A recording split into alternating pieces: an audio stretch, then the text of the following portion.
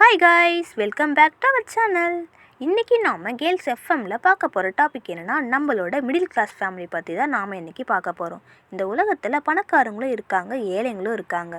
இவங்க ரெண்டு பேரோட லைஃப் எவ்வளோ பெட்டர்னு தோணுற மாதிரி ஒரு வாழ்க்கையை வாழ்கிறவங்க தான் நம்மளோட மிடில் கிளாஸ் ஃபேமிலி.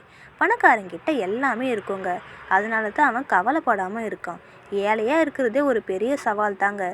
அதையும் தாண்டி நமக்கு என்ன கஷ்டம் வந்துட்டு போகுதுன்னு நினச்சி நிம்மதியாக இருக்கிறவங்க தாங்க நம்மளோட ஏழைங்க.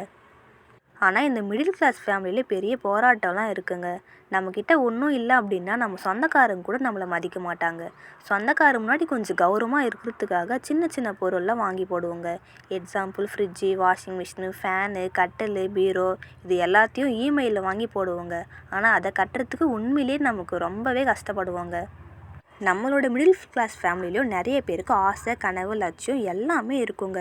நிறைய பேருக்கு நம்ம சாதிச்சே ஆகன்ற வெறி அதிகமாக இருக்கும்.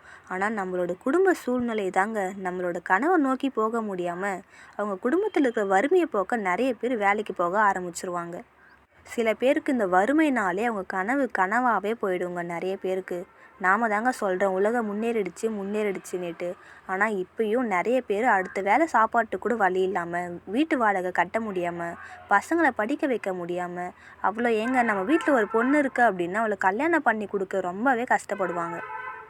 இன்னும் சில பேருக்கு நம்ம ஏன் தான் இந்த மிடில் கிளாஸ் ஃபேமிலியில் பிறந்தோன்ட்டு நிறைய பேர் வருத்தமும் படுவாங்க. நிறைய பேருக்கு நம்ம டாக்டர் படிக்கணும், அது படிக்கணும், இது படிக்கணுன்ட்டு எல்லாருக்கும் ஆசை இருக்குங்க. நம்மளோட மிடில் கிளாஸ் ஃபேமிலிக்கும் ஆசை வர்றது சகஜம்தாங்க. அவங்களோட ஆசையெல்லாம் ஃபுல்ஃபில் ஆகிறது ரொம்பவே கஷ்டம்தாங்க.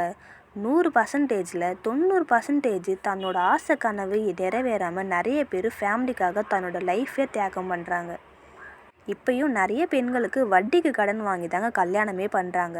அந்த வட்டியை அடைக்கிறதுக்கு வீட்டில் இருக்கிற அந்த பையனும் வேலைக்கு போயிட்டு வீட்டையும் ஃபேமிலியும் ரன் பண்ணிவிட்டு உண்மையிலே ரொம்ப கஷ்டப்படுவாங்க. நம்ம வீட்டில் முதல்ல ஒரு அக்கா இருக்குது அப்படின்னா கண்டிப்பாக நிறைய அக்காங்களாம் தன்னோட படிப்பை நிறுத்திட்டு தம்பி தங்கச்சை படிக்க வைக்கலான்ட்டு அவங்க லைஃபே வேஸ்ட் பண்ணிவிட்டு ஏதோ ஒரு வேலைக்கு போகிறவங்களும் இப்பயும் இருக்காங்க. நம்ம இப்போ வேணாலும் ஏழையாக இருக்கலாங்க, நம்ம கடைசி வரை ஏழையாகவே இருந்துட மாட்டோம். நம்ம லைஃப்பும் ஒரு நாள் கண்டிப்பாக மாறும் அப்படின்ட்டு தன்னம்பிக்கையோடு இருங்க.